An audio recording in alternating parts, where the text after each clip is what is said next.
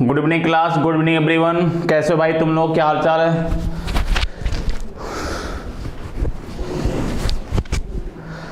चलो चलो सभी लोग जुड़ जाए, है ना? सभी लोग जुड़ जाएं, फिर करें आपके सेशन को start. Good evening class, good evening everyone. कैसे हो भाई तुम लोग, क्या हाल चाल है? चलो ठीक है, आ जाओ भाई, आ जाओ, है ना?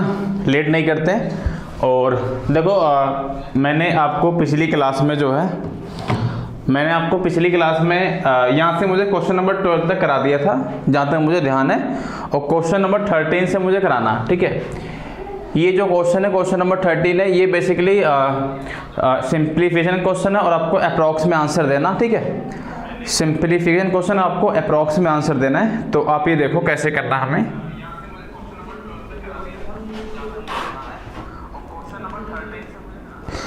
तो आप ये समझो ना, जैसे देखो, जब भी हमें आंसर देना हो अप्रॉक्स में, मतलब क्वेश्चन में लिख के आएगा find the approx value of this equation, ऐसे लिख के आएगा, तो चीज़ों को हमें अप्रॉक्स में ही सॉल्व करना। जैसे अगर मैं आपसे बोलूँ, आप ये देखो क्या लिखा है, 148.05 divide by 3.98 minus 48.99 divide 6.97 plus this ऐसे, ठीक है? अब देखो क्या हम 148.05 को क्या लेंगे, इसको हम 140, इसको हम क्या लेंगे, इसको हम 140 ले लेंगे, हम इसको 140 एज्यूम कर लेंगे, क्योंकि 140 है, 0.05 क्या है, इसको आप 4 मान लो, 3.98 को 4 ले लो आप, ठीक है? 48.99 को आप 49 ले सकते हो, 49 लोगे। 6.97 को आप 7 एज्यूम करोगे। 10.98 को आप 11 लोगे, और 11 का स्क्वायर है तो 11 का स्क्वायर करेंगे, और इक्वल है उस साइड में आपका क्वेश्चन मार्क है, x बोल सकते हो, और 17 को 17.05 को आप 70 ले सकते हो। कुछ नहीं करना, देखो बॉडमॉस, इसमें बॉडमॉस का भी अप्लाई करेंगे। बेसिकली यहाँ पे डिवाइड है, माइनस है, तो पहले हमें क्या करना होता है बॉडमॉस अकॉर्डिंग, पहले ब्रैकेट खोलो, ब्रैकेट तो इसमें है नहीं, तो पहले हम डिवाइड करेंगे, फिर आपका मल्टीप्लाई करेंगे, फिर प्लस करेंगे, फिर माइनस करेंगे, ठीक है? तो हम क्या करेंगे, फर्स्ट तो हम इसमें इससे डिवाइड करेंगे। जब आप 148 में डिवाइड करोगे किससे, 4 से, तो 4 3 जा 12 हुआ, 4 3 जा 12 हो गया, और 4 7 जा 20, कितनी 37 बार जाएगा। और माइनस 49 में 7 से करो डिवाइड, कितनी 7 बार जाएगा, और प्लस ये 11 के स्क्वायर कितना 121 है, 11 के स्क्वायर 121 है, इक्वल टू, अब देखो ये माइनस का 17 इधर आएगा तो प्लस का 17 होगा, इक्वल टू आपका क्वेश्चन मार्क है, ये आपको फाइंड करना है। देखो 37 माइनस 7 कितना 30 हुआ, 121 30 कितना हुआ 151 हुआ, 151 17 कितना हुआ आपका 168 हुआ, तो कितना इसका आंसर आएगा 168 इज द करेक्ट आंसर, ठीक है? ठीक है मेरे भाई, चलो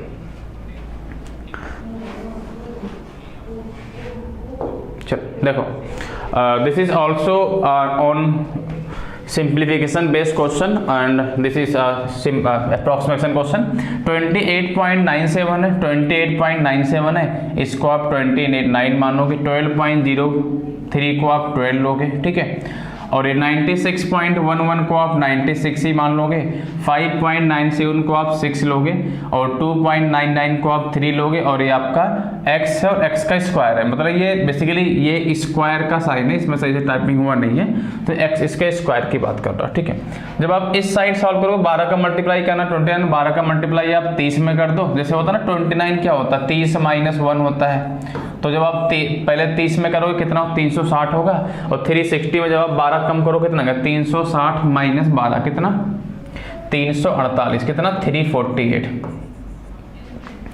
और प्लस क्या 96 में करोगे 6 से डिवाइड कितनी बार जाएगा 16 बार जाएगा, और इसमें 3 आप कम करोगे, इक्वल टू आपका x स्क्वायर है। देखो 348 16 जो होगा 348, और 348 और इसको आप 13 मान लो, 348 12 कितना 360 1 61 361 आएगा, और 361 किसका स्क्वायर है भाई 361 19 का स्क्वायर है, तो कितना आंसर बनेगा आपका 19 इज द करेक्ट आंसर, तो 19 इसका आंसर बनेगा, ठीक है? ये भी आपको समझ में आया होगा, ठीक है? आगे बढ़ते रहते हैं, जल्दी करते हैं क्वेश्चन को, और मैं आपको कर देता हूँ, बता देता हूँ, और कल से आपकी चैप्टर वाइज क्लास स्टार्ट होगी, है ना? 7 से 8 के बीच में ये आपका सेम टाइमिंग होगा, जो भी टाइमिंग है 7 to 8, और सभी लोग जुड़ना उसको करना, ठीक है?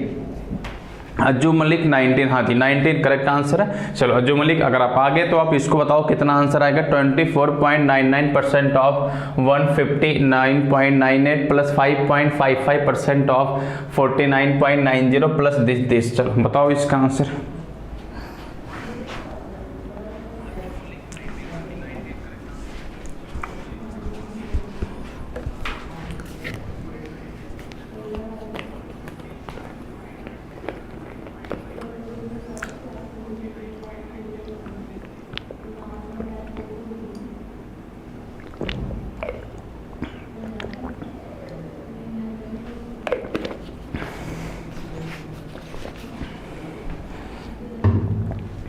चलो आप ये देखो, जैसे यहाँ पे है ना 24.9, इसे आप 25% लोगे, 25% लोगे, इसको आप 160, इसको आप 160, 5.5 को 5.55 लोगे, इसको आप क्या ले लो 50 ले लो, ठीक है। ये आप 5 है और ये आपका 100 है। कुछ नहीं करना आपको, कुछ करना ही नहीं है। जब आपको निकालना, आपको क्या पहले देखो, पहले हम ऑफ करेंगे, आपको निकालना 160 का 25% मतलब 1/4 करना, कितना आएगा इसकी वैल्यू 40 आएगा, और प्लस आपको 50 का निकालना 5.55%, ठीक है। देखो 5% की वैल्यू कितना आएगा, 1% की वैल्यू 5 आएगा, 5 की वैल्यू कितना, सॉरी 1% की वैल्यू 0.5 आएगा, 5 की वैल्यू आएगा 2.5, 5 की वैल्यू 2.5 आएगा, आधा % की वैल्यू कितना आएगा 0.25, तो 2.5 प्लस 0.25 कितना होगा 2.75 होगा, ये कितना होगा 2.75 होगा, प्लस इसका निकालना तो 5 ही आ जाएगा, 5 ही आ जाएगा, तो 40 और कितना 5 45 हुआ, 45 और 45 और 2.75 कितना 47.75, 47.75 के अप्रॉक्स में कौन सा आंसर है 48 है, तो 48 इज द करेक्ट आंसर, ठीक है।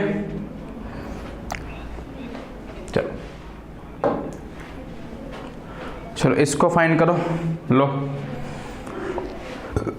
क्या हमारे पास है 59.89%, 60% मान लो आप इसको, कितना मानोगे आप 60% मानोगे, और इसको आप 600 ले लो, 600 और ये 50 49.69 है तो आप इसको 50 ही मान लेते हैं ना, क्योंकि देखो आपका हाँ देखो इसमें ना क्या बेसिकली ऑप्शन बहुत दूर दूर है, तो आप इतना कर सकते हो, ये 50% है, ये 50 है और ये 500 है, और ये आपका कितना 329 है, इक्वल के उस साइड 300 इधर आएगा तो आपका क्या होगा माइनस में होगा, और आपका माइनस का क्वेश्चन मार्क है। अच्छा जब आप इसका निकालोगे 60%, जब आप इसका निकालोगे 60% तो कितना बनेगा भाई 360 आएगा ना, 360 तो ये हो गया, इसका निकालना 50% 250 होगा, 250 तो ये हो जाएगा 250, और माइनस कितना 329, माइनस कितना 329 equal to minus question mark, ठीक है। देखो 302 500 हो गया, 600 और 60 50 कितना 710, 710 में जब आप 300 कम करोगे, जब आप 710 में हाँ 48 हाँ जी सही है, जब आप 710 में 300 कम करोगे कितना आएगा 410 आएगा, 410 आएगा, उसमें 30 और कम कर दो कितना आएगा 280 आएगा, 280 आएगा, प्लस मतलब एक और कम करना 281 आएगा, और ये आएगा प्लस का 281 आएगा, उधर आपका माइनस का क्वेश्चन मार्क है, ले आओगे इधर माइनस तो क्या आएगा माइनस का 281, तो माइनस का 281 इज द करेक्ट आंसर, ठीक है। क्या जो इसका भी आपका आंसर आ रहा है माइनस 281, ठीक है, तो इसका 281 है, चलो इसे नोट कर लो आप इसको, फिर आगे बढ़ते हैं। ध्रुव कुमार प्लस का 281 या माइनस का 281, जो कि हमारे ऑप्शन में दोनों अवेलेबल है, अगर आपका प्लस का 281 आ रहा तो गलत है, माइनस का आ रहा तो सही है। अज्जू मलिक 281 प्लस का या माइनस का, एक बार कंफर्म करो मुझे, क्योंकि इसका आंसर माइनस का 281 है।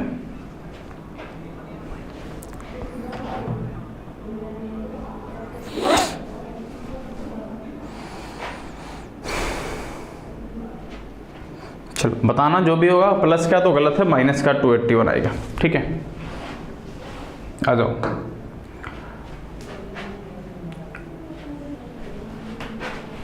देखो इसको देखो,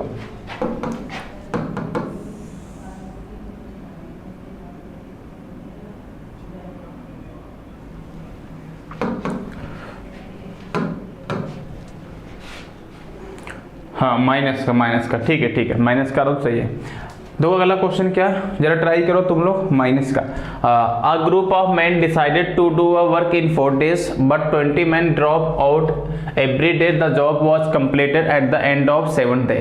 find the man who are in the work initially, find the man who are in the work initially. ठीक है, स्टार्टिंग में कितने मैन काम कर रहे थे वो आपको बताना। जरा इसको टाइम लो, बताओ कितना आंसर आएगा। चलो इसको भी करो तुम लोग।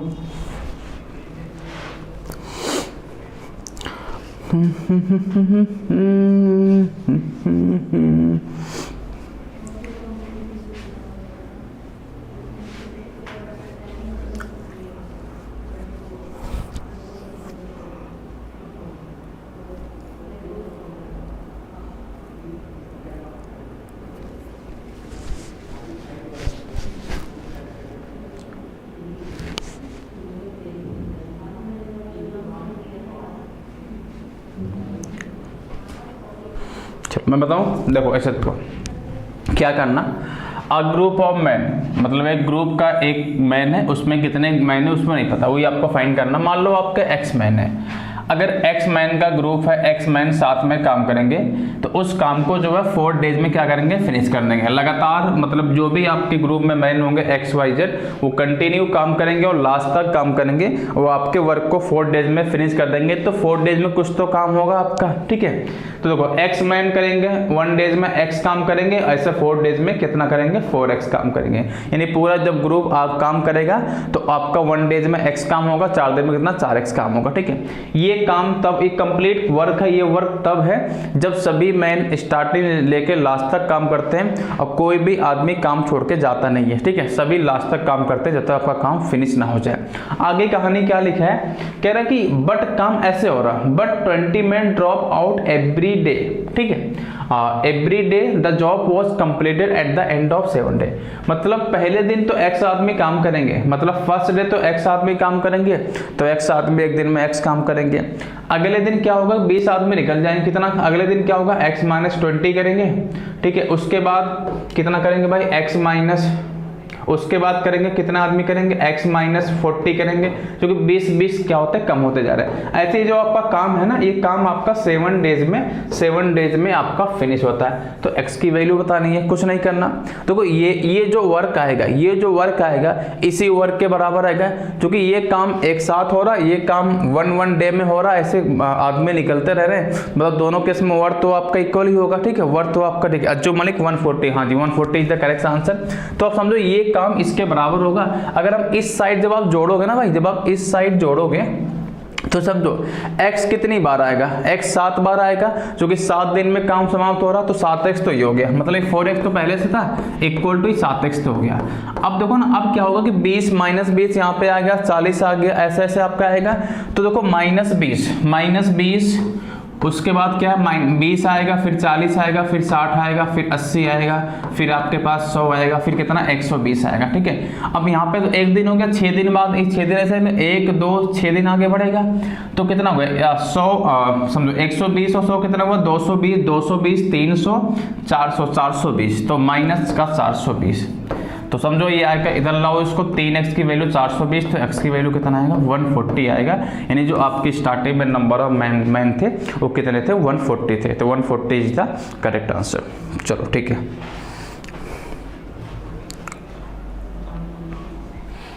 लो इसके करो। हाँ, ये हमें लगता है कि टाइम पाइप का ही टाइम इन वर्क का क्वेश्चन है, बेहतरीन क्वेश्चन है। हमें लगता है कि बता दोगे आप आंसर, क्योंकि आपने पहले से भी पढ़ा हुआ है, तो आप जरूर बता दोगे आंसर। ठीक है, अज्जू हो या ध्रुव कुमार हो, आप आंसर जरूर बताओगे, पूरा मुझे विश्वास है। आप इसको भी ट्राई करो, फिर मैं करता हूँ आपको। ठीक है,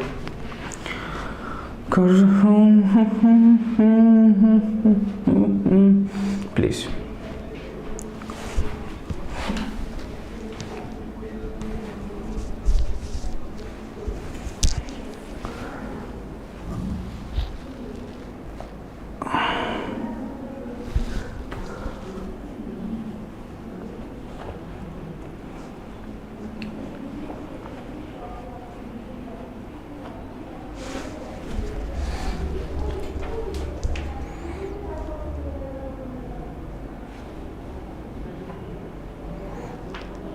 अच्छा इस क्वेश्चन में ना थोड़ी सी कुछ टाइपिंग वूपिंग एरर है, आप इसे ट्राई करो क्योंकि मुझे ध्यान है कि क्वेश्चन नंबर 18 है ना ये, ठीक है।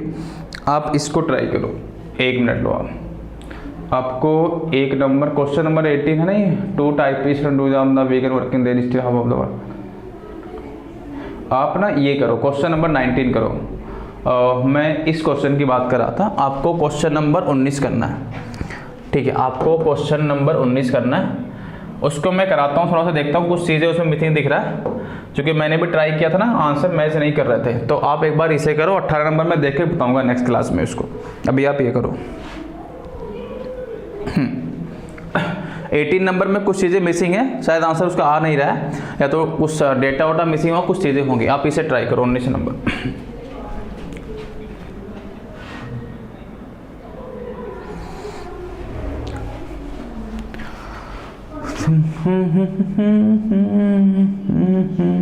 चलो आ जाओ भाई, आ जाओ।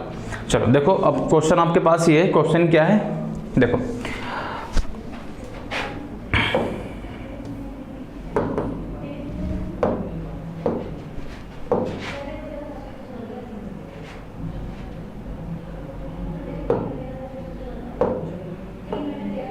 ठीक है।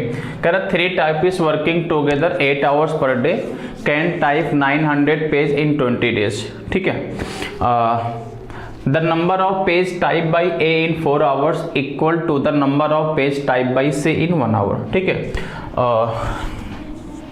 मैं अभी टाइप ए और सी की बात कर रहा हूँ, ए और सी की बात कर रहा हूँ। जितना पेज ए 4 आवर में टाइप करता है, उतना ही पेज सी जो है 1 घंटे में टाइप करता है, ठीक है। तो ए और सी की जो एफिशिएंसी होगी वो क्या होगा, मतलब देखो टाइम का जो रेशियो है, टाइम का रेशियो 4 और 1 का है, मतलब ए और सी का जो सेम वर्क करने का रेशियो 4 और 1 का है, तो कितना आएगा, एफिशिएंसी का रेशियो 1 और 4 का आएगा, है ना। आपको पता ना कि अगर आपका वर्क इक्वल है, जो काम मैं कर रहा हूँ वही काम आप कर रहे हो, आपने 10 दिन टाइम लिया, मैंने 11 दिन टाइम लिया, तो टाइम का रेशियो आपका और मेरा 11 और 10 का है, क्या आएगा, एफिशिएंसी का रेशियो 10 और 11 का आएगा, ठीक है। तो जो मतलब अगर वर्क कांस्टेंट है, जैसे आप समझो T बराबर जो होता है वर्क अपॉन एफिशिएंसी होता है, अगर आपका वर्क कांस्टेंट है तो टाइम और एफिशिएंसी में रिवर्स का मतलब इनवर्स का रिलेशन होता है, जो टाइम का रेशियो होगा उसका अपोजिट क्या होगा, एफिशिएंसी का रेशियो होता है, ठीक है। तो ए ने 4 घंटे में उतने पेज टाइम किया और सी ने उतने पेज को 1 घंटे में टाइम किया, तो यानी उनका टाइम का रेशियो 4:1 है, एफिशिएंसी का रेशियो 1/4 आएगा, ठीक है। चलो इसमें एक और बंदा है, और क्या कह रहा, if in a day B type as many page more than A as C type as many page more than B, ठीक है। अब बी के बारे में क्या इंफॉर्मेशन है, बी के बारे में क्या इंफॉर्मेशन है, ठीक है।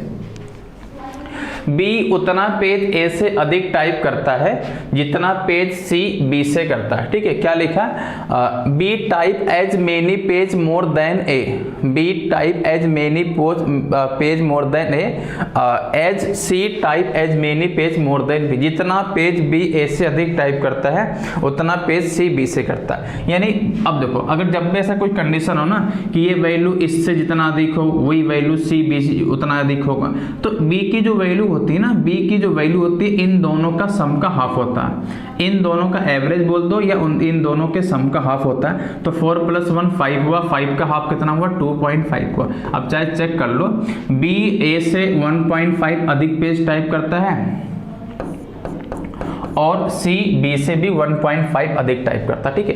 ये जस्ट इनकी एफिशिएंसी आ गया, ठीक है, ये इनकी एफिशिएंसी रेशियो में आ गया। और जब आप एक्चुअल में एफिशिएंसी निकालोगे ना भाई, जब आप एक्चुअल में एफिशिएंसी निकालोगे तो देखो यहां से निकालेंगे। अब समझो 3 टाइपिस्ट, तीनों टाइपिस्ट ने मिलकर A + B + C, तीनों टाइपिस्ट ने मिलकर 8 घंटे पर डे के हिसाब से 900 पेज को 20 दिनों में फिनिश किया।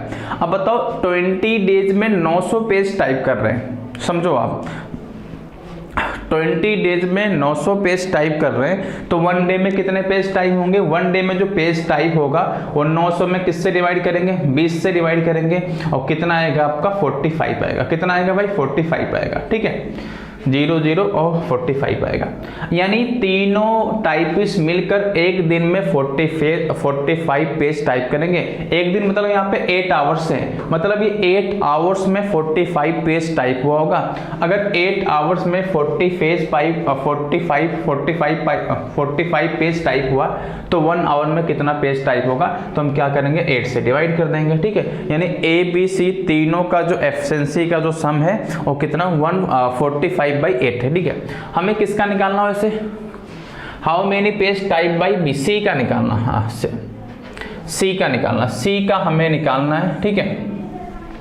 अब देखो यहाँ पे कितना सम आएगा 4 + 1 5 यानी 7.5 की जो वैल्यू है, समझो 7.5 की जो वैल्यू है वो 45/8 है, जो कि 7.5 यहाँ भी एफिशिएंसी है, यहाँ भी एफिशिएंसी है।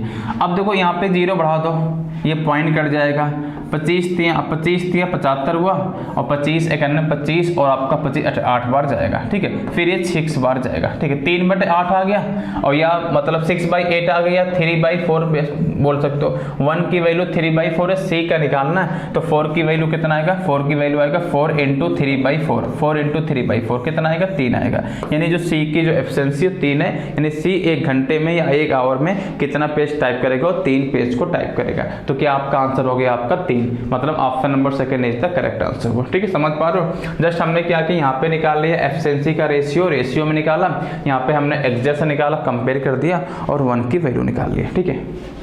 चलो थोड़ा और इजी करने के लिए आप क्या कर सकते थे, जैसे ये आपका है ना पॉइंट में, इसको आप पॉइंट बना करके थोड़ा सिंपल करें तो और भी आसान बनता। अब देखो चलो अब आ जाओ और मैं आपको दूसरा ओपन करता हूँ, इसमें कहीं हो गया।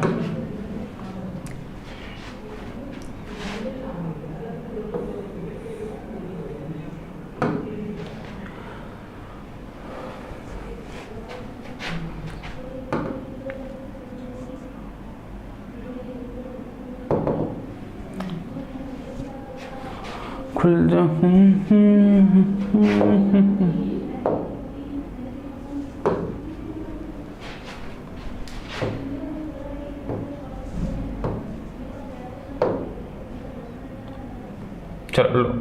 चलो ये आ जाओ, ये क्वेश्चन करेंगे अब इसमें से। और ये आपका प्रॉफिट लॉस पे बेस्ड क्वेश्चन, बहुत ही बेहतरीन क्वेश्चन है। बताना भाई कितना आंसर आएगा। Profit and loss based question है। देखो क्या लिखा है, मैं सीधा मैं करता हूँ। The cost price of an article is, simple सा है, कॉस्ट प्राइस कितना भाई 6450 है। If it is sold at a profit of 16%, यदि 16% के प्रॉफिट पे सेल किया जाता है तो उसका कितना सेलिंग प्राइस होगा। 16% प्रॉफिट है, कोई दिक्कत नहीं।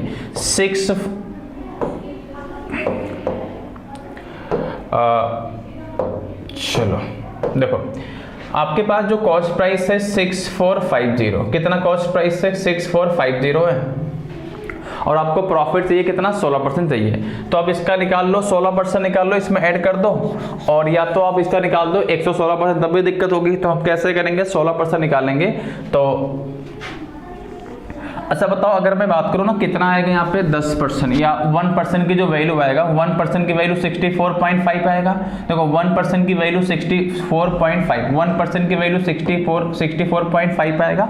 16 का निकालोगे तो मल्टीप्लाई करोगे, 16 × 5 = 80, 0 हो गया, और 8 16 चौके 64 और 4 16 चौके 64 6 7 2 72 का 2 हो गया, और 7 कैरी हो गया, 16 छक्का 96 और 7 103। यानी कितना प्रॉफिट होगा, प्रॉफिट जो होगा 1032 का होगा। इसमें जब 1032 जोड़ोगे तो जो आंसर बनेगा 2 8 और 4 और 7, यानी 7 4 8 2 क्या आएगा, इसका आंसर आएगा। यानी सेलिंग प्राइस कितना होगा 7482 होगा, ठीक है।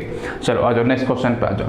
तो कई सारे तरीके, आप 16% निकाल लो, ऐड कर दो। तो हमने क्या किया, पहले 1% की वैल्यू 64.5 होगा, 16 की वैल्यू 16 से मल्टीप्लाई करेंगे, ऐड कर देंगे, या आप 116% निकाल दो, या आप रेशियो से कर लो, जैसे भी आपको आसान लगे। चलो इसको कर ट्राई करो। ये बिल्कुल आसान सा क्वेश्चन है, इलेक्शन पर बेस्ड क्वेश्चन है, इलेक्शन बेस्ड क्वेश्चन है। जरा करना बताना इसका आंसर। इसमें कुछ करना नहीं, अब इसे गौर से देखो ना, अब जब ध्यान से देखो तो आप आंसर खुद ही आप ढूंढ लोगे, इसमें से कुछ नहीं करना। इन्हें पंचायत इलेक्शन, पंचायत समझते हो ना, वो जो गांव में होते हैं प्रधान वाला इलेक्शन, है ना, बहुत रुतबा होता है प्रधानों का, ठीक है। चलो कह रहा कि in a panchayat election 3 candidate were there in a fray. फिर ये क्या है ये, चलो जो भी हुआ, फिर ये मतलब होता है कि वो जो भी होगा, the losing candidate got an equal number of vote and the winning candidate got an many vote as the rest of the vote two got collectively. मतलब 3 कैंडिडेट हैं, ऐसे मान लो ये 3 है, ये विनर है, ये लूजर 1 है, ये लूजर 2 है, ठीक है। इन दोनों को इक्वल वोट मिलता है भाई, इन दोनों को इक्वल वोट मिलता है, मतलब अगर इसे x मिलेगा तो इसे भी क्या मिलेगा, x मिलेगा, ठीक है। और जो विनर को वोट मिलता है ये इन दोनों के सम के बराबर मिलता है, मतलब कितना मिलता है, तो 2x भी मिलता होगा।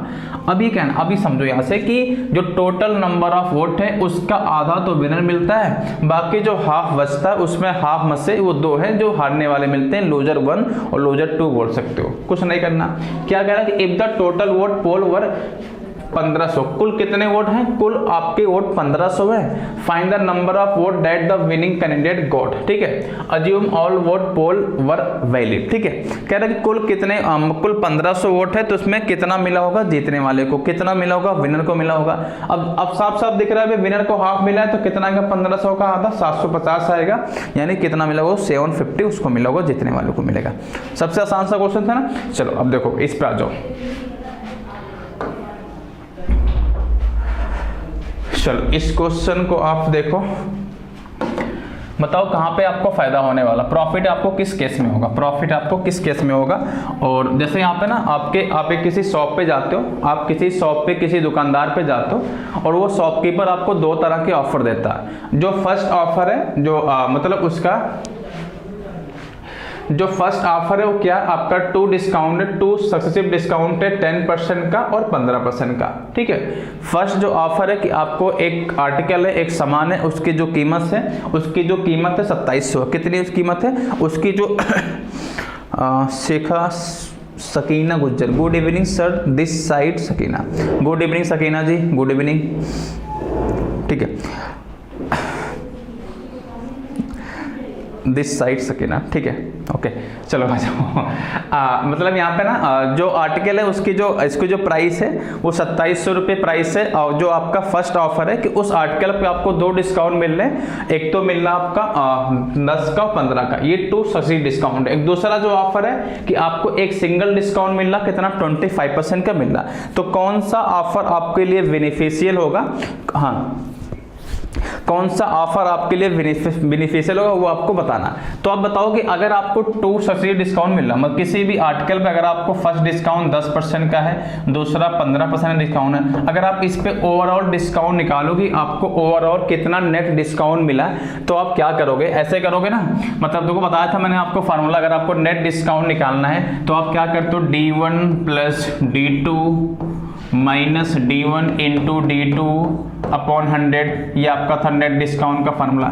एक तो ये बताया था आपको, रेशियो मैंने बताया, कई सारे ऑप्शन बताए हैं, अभी आप इससे कर लो। तो 10 और कितना हुआ, 10 और प्लस 15 कितना हुआ भाई 25 हुआ, माइनस 10 इंटू 15 अपॉन कितना 100 करोगे तो ये आपका आएगा 1.5, यानी 25 माइनस 1.5 कितना 23.5 का, यानी जो फर्स्ट ऑफर है इस पर आपको डिस्काउंट मिलेगा 23.5 का मिलेगा, और दूसरा जो ऑफर है उस पर आपको एक सिंगल डिस्काउंट मिल रहा 25% का, यानी शॉपकीपर आपको 2 डिस्काउंट दे रहा, एक तो दे रहा आपका 23.5 का दे रहा, दूसरा आपका 25 का दे रहा। तो आपके लिए कौन सा ऑफर बेनिफिशियल होगा, तो अगर सर मेरे लिए जो बेनिफिशियल होगा ये होगा 25% वाला, जो कि यहाँ पे कितना डिस्काउंट है 25% है।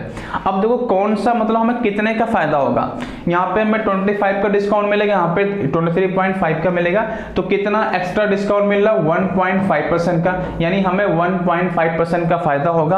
और किसका 1.5%, जो आपकी आर्टिकल है जो उसकी प्राइस है उसका 1.5%। तो देखो ये 2700 है ना, इसका 1% की वैल्यू 27 आएगा, 1% की वैल्यू 27 आएगा, और इसका जब आप निकालोगे आधा % की वैल्यू तो 27 का हाफ कितना 13.5 होगा, और जब आप इसको जोड़ो कितना आएगा 40.5 आएगा, यानी हमें 40.5 का क्या होगा फायदा होगा, ठीक है।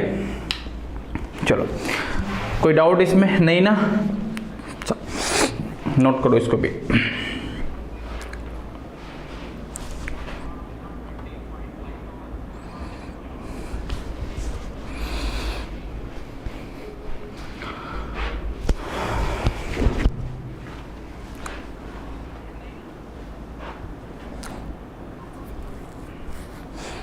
आ जाओ नेक्स्ट क्वेश्चन पे आ जाओ।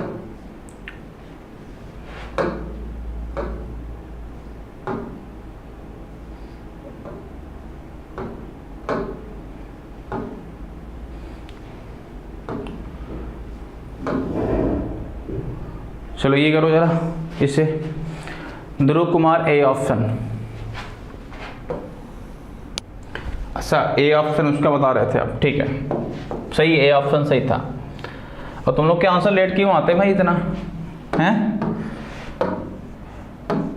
मतलब अब जो आंसर दे रहे हो पिछले क्वेश्चन का आंसर दे रहे हो, ठीक है चलो सही बता रहे हो आपने, ए ऑप्शन सही था। देखो ये क्वेश्चन आपका क्या कह रहा है कि R A and R B are the two tangent from a common point R outside the circle with the centre O. मतलब एक बड़ा सा सर्कल होगा, एक सर्कल है, इसका सेंटर आप, इसका सेंटर ओ है, एक पॉइंट इसके बाहर एक पॉइंट आर है, इसके बाहर एक पॉइंट आर है, और आर से मैंने दो टेंजेंट खींची है। एक तो टेंजेंट क्या आर है, टेंजेंट समझते हो क्या होता है? टेंजेंट जो होता है सर्कल को बाहर से किसी एक पॉइंट पे टच करता है, ठीक है। तो R A is the first tangent and R B है ना भाई, and R B is the second tangent है, ठीक है।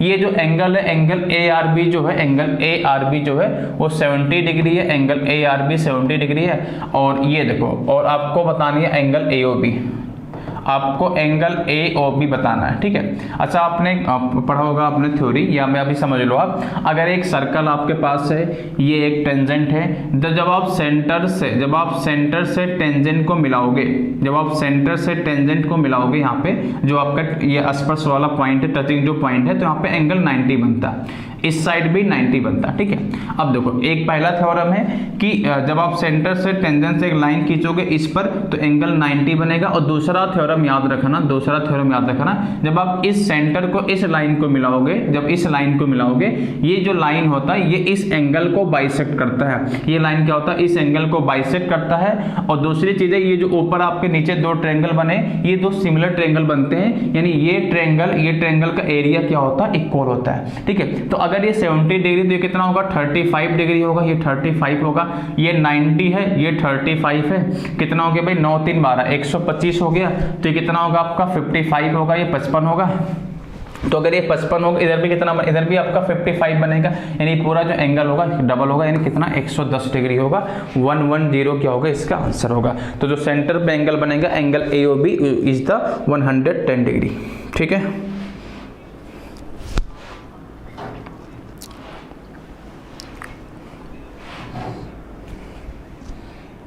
चलो लो इसके भी करो।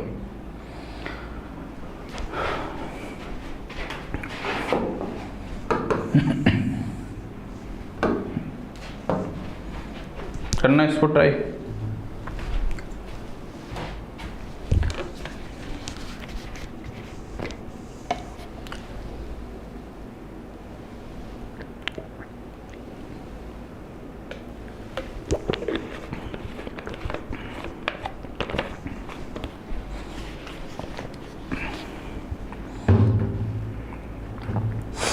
चलो ऐसे देखो, आप कह रहे कि if the total surface area of A cube if the total surface area of a cube is 96 centimetre square, ठीक है, then find the volume of the cube. अच्छा क्यूब का जो TSA होता है वो कितना होता है? 6a स्क्वायर होता है। इसलिए होता है क्योंकि क्यूब में क्या होता है? टोटल 6 सरफेस होते हैं, और सभी सरफेस क्या होते हैं? स्क्वायर के फॉर्मेट में होते हैं। अगर सरफेस आपका स्क्वायर है तो स्क्वायर का एरिया a स्क्वायर होता है, और कुल आपके 6 सरफेस होते हैं तो 6a स्क्वायर होगा, यानी जो आपका TSA होगा 6a स्क्वायर होगा। और 6a स्क्वायर जो किसके बराबर है? वो 96 के बराबर है।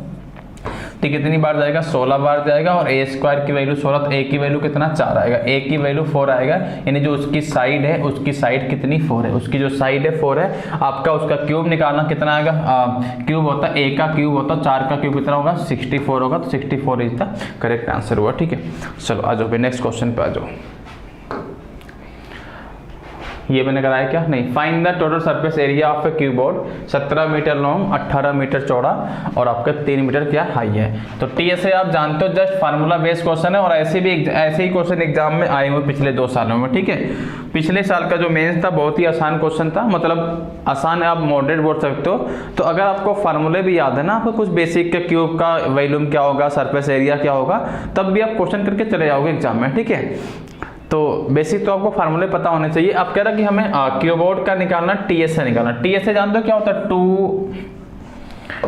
टीएस से जो होता है वो जो क्या होता है भाई, टू टोटल सरफेस एरिया जो होगा वो कितना होगा, 2LB plus BS plus HL, है ना, यही होता है। बस यही करना, आपको भी करना। 2L इंटू बी 17 इंटू 17 कितना हुआ, 136 हुआ, और BS 8 इंटू 3 कितना हुआ, 24 हुआ, और HL 3 इंटू 17 कितना हुआ, 51 हुआ। ठीक है, देखो 24 51 कितना भाई, 75 हुआ, 75 हुआ, 136 और 75 जोड़ोगे तो आपका 6 5 11 7 3 10 1 11 1 211 का डबल कितना, 422। 422 जो होगा वो आपका आंसर होगा 422 मीटर स्क्वायर। ठीक है, तो 422 मीटर स्क्वायर। चलो नेक्स्ट क्वेश्चन पे आ जाओ।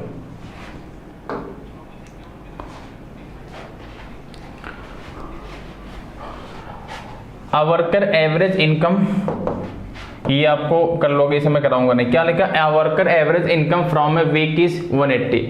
तो पूरे वीक का जो एवरेज इनकम कितना, 180 है, 180 है। ठीक है, ही अर्न 115 212 ऐसे है ना, from Monday to Sunday, find his Sunday income. उसी संडे की इनकम कितनी है, देखो पूरे वीक का इनकम ये, तो पूरा वीक का जो सम आएगा 7 से मल्टीप्लाई करो, 18 से 26 1260 आएगा। जो पूरे वीक का जो सम आएगा वो 1260 है, कितना आएगा, 1260 आएगा, 1260 आएगा। ठीक है, अब आप क्या करो, इसमें मंडे से लेके सैटरडे का सम आप माइनस कर दो। चलो ये आप देखो, सुनो, 100 200 300 1 400 1 500 हो गया, 600 6 2 800 800 तो ये पूरा कंप्लीट हो गया। 800 तो ये आपके पास हो गया, 800 तो आपके पास ये हो गया, और देखो 15 22 कितना हुआ भाई, 15 ऐसे देखो 1 1 2 और 7 9 और 6 15 8 23 और 2 25, 250 तो ये हो गया, 250 तो ये हो गया। ठीक है, 5 2 7 और 5 12 और 10 5 5 12 10 कितना हुआ, 12 और 10 हुआ 22 हुआ। इनको जब आप जोड़ोगे 2 बनेगा, ये 7 बनेगा, ये आपका 1072। जब आप 1072 इसमें माइनस करोगे, 1072 जब आप माइनस करोगे तो ये आपका हो गया 8 हो गया, 15 में से 8 गया 7 हो गया, कितना, और 1 हुआ 88 180, मतलब वहाँ से 1 आएगा, तो 180 क्या होगा, इसका करेक्ट आंसर हो गया। ठीक है, चलो नेक्स्ट क्वेश्चन पे आ जाओ। ये देखो,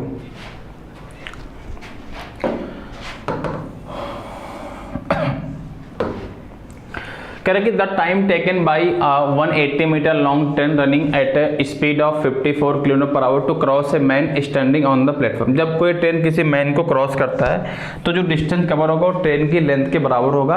अगर आपको निकालना हो कितने टाइम में ट्रेन उस आदमी को क्रॉस करता है, तो जो हम टाइम निकालते हैं, तो वो टाइम निकालते हैं L/S करते हैं। L क्या होता है, लेंथ ऑफ ट्रेन, क्योंकि ट्रेन अपनी लेंथ कवर करेगी, क्योंकि मैन की उस लेंथ तो होगी नहीं, और S से हम डिवाइड करेंगे लेंथ जो ट्रेन की कितनी है, 180 मीटर है। 180 में स्पीड जो है 54 है, स्पीड जो है किलोमीटर पर आवर में, इसको चेंज करने का मीटर पर सेकंड, 5/18 से मल्टीप्लाई करोगे, 5 18 3 54 हुआ, और 5 3 15, 180 में 15 डिवाइड करो कितना, 12 बढ़ जाएगा, तो कितना आएगा आपका, 12 सेकंड में क्रॉस करेगा। ठीक है, तो 12 सेकंड में आपका क्रॉस करेगा। और ठीक है, चलो 188 चलो एक और क्वेश्चन कर लेते हैं।